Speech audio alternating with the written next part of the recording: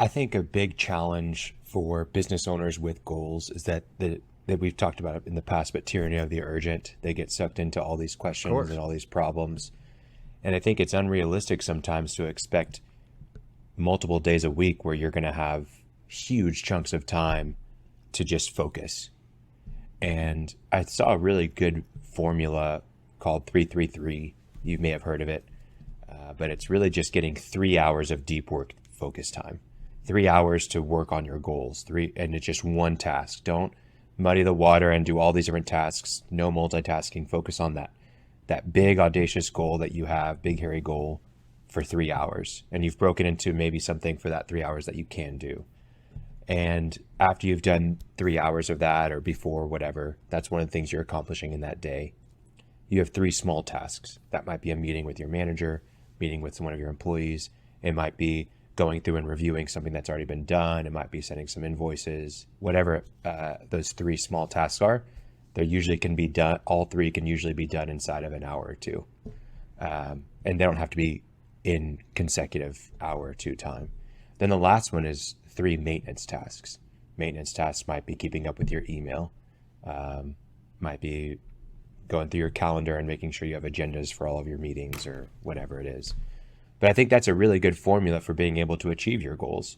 Because if you don't define what a productive day is and you don't define what you're going to do each day, then you're trying to shoot at a moving target, and it's really difficult. So I don't know. That's something that I've been using in the past couple months, not every single day, but definitely multiple days a week. And it's really helped me to just stay focused a little bit more and to not let like my maintenance tasks of letting my email define my day or my Slack define my day, because there's all these things coming up. So anyways. Well, of those, I will be happy with my clients if they get the first one. In other words, we chunk out a section of time on the calendar. I am not available, and you are absolutely in control of that. You can do that. If you do not do that, it is a choice you made to take that customer's call rather than have your secretary or whatever say, he will call you at 4 o'clock today. And in that 3 hour chunk, which a lot of people find really hard to do, but it's absolutely necessary. In that 3 hour chunk, you focus on one task that you defined. I'm going to write 2 systems today. Yeah. Right. Or I'm going to outline 2 systems today. But if you chunk that time off, it's time blocking, time management, default calendar, whatever you want to call it. But you start there. Some people can schedule their whole week in 1 hour chunks, and more power to you if you can do that. I haven't been able to do that personally. It's just not me. But I can take chunks, and I have them on my calendar right now that I do my writing, I do my planning, or planning some coursework. And it does 2 things. One, it gives you a time so that you actually get something done. You may not finish it, but you get something done. And then it alleviates the stress of, oh, I need to get that done. I need to be doing this while you're trying to do other tasks. So you're out in the quotidian world of day-to-day operations, and you're thinking in the back of your mind, oh crap, I got to get back. I've got to do this. You can chill, because I'm going to work on that Thursday afternoon between 1 and 4, because that's my block time. And that's up to you. You listeners can do that today.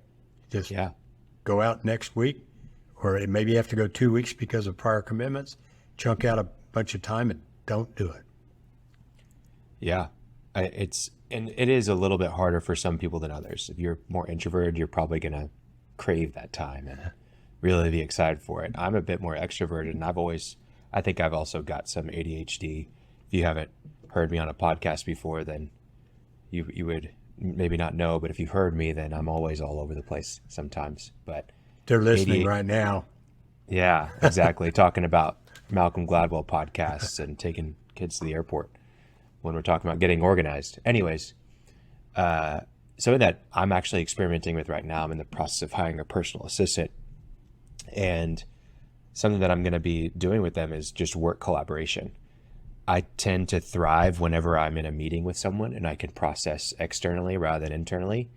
And just being in the room with someone to work on something, even if they're not adding any value at all, but just there to keep me accountable and to be, a sounding board is super helpful for me. And I've experimented with a couple of people as a part of the interview process, and it's been fantastic. I get things done so much faster. I'm able to focus on just one thing. I'm not looking at my phone. I'm not checking my email. I'm not being distracted by multitasking. Well, they do things like perhaps bring you back to the topic at hand. Exactly. Which at this point is goals, Yeah. right? We did vision, mission, culture last podcast. We're talking goals right now. And it is one of the requirements of an organized business, because people need to know what they're doing. At the big picture was the vision and the mission, and they need to know reduced down to what can I actually do. And that's the goal levels. They can be monetary goals, they can be time goals, they can be system goals, but they need to be steps along the way that are taking you towards your ultimate vision. So goal writing, lots of people do it. Quarterly, I tend to be more pragmatic. We have a goal of doing something and we move on to the next one when we've done that. So I'm not huge on time constraints with my clients, except the weekly issues. We have to do this week, and this is why. But if you don't have goals, you might have a great vision, you might have great mission, you might even have a good culture.